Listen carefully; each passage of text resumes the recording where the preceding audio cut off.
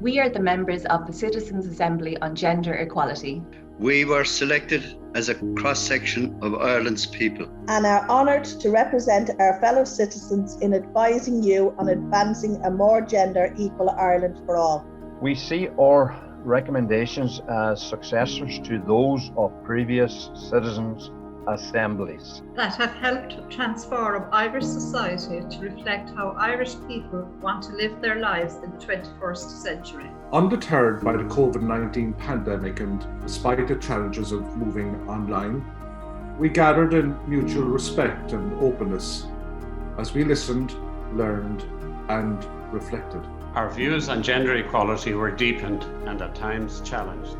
We looked back into Ireland's history, we looked at present-day society. And we are now submitting to you a new view of a future Ireland where gender equality is the norm. We have worked hard together to agree a set of recommendations, which we believe could make a real difference to the everyday lives of everyone living in Ireland, young and old. COVID-19 has highlighted a cultural shift in our attitudes to gender-based inequalities in Irish life.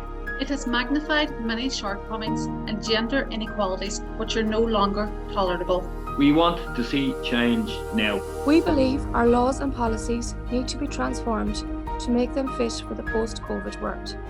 We ask that you bear the following in mind as you respond to our recommendations, and also as you develop laws and policies in the longer term.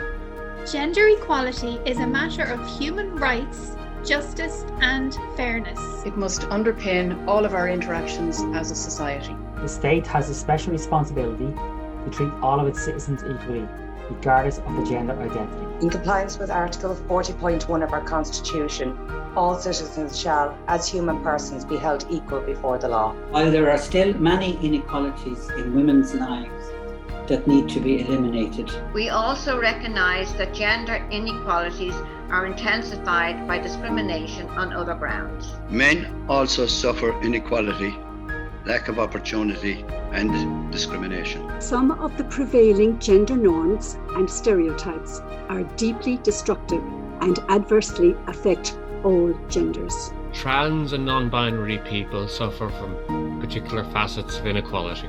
Advancing gender equality through implementing our recommendations can benefit the whole of Irish society. Regardless of gender identity. We are recommending behavioural change so that all citizens are respected and valued. Even pre-COVID-19, it was clear that we need to transform our models of care to ensure that our society values every person and provides high-quality care for all who need support at every life stage. Post the pandemic, it is even more urgent to commit to a well-designed, publicly funded pay and career structure for carers, whose invaluable work in the home and wider community contributes so much to the common good of society. Ambitious, not incremental change is needed. To ensure political, business, cultural and sporting institutions are more representative of Irish society. In terms of gender balance and representation of minorities.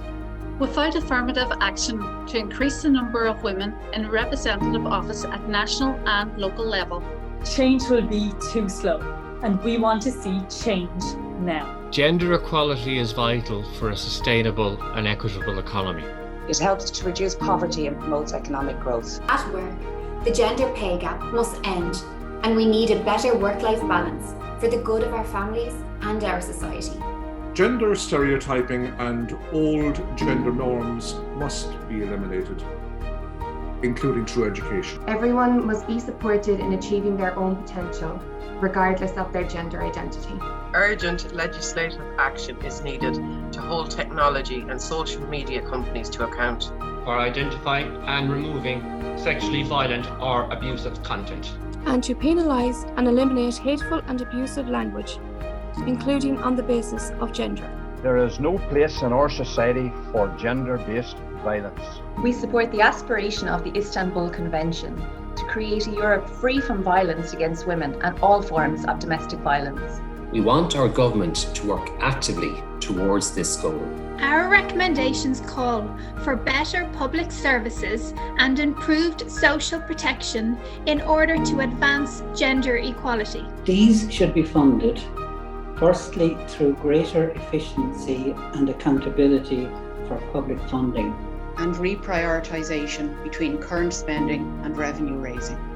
If necessary, we are also prepared to support and pay higher taxes based on the principle of ability to pay to make a reality of our recommendations.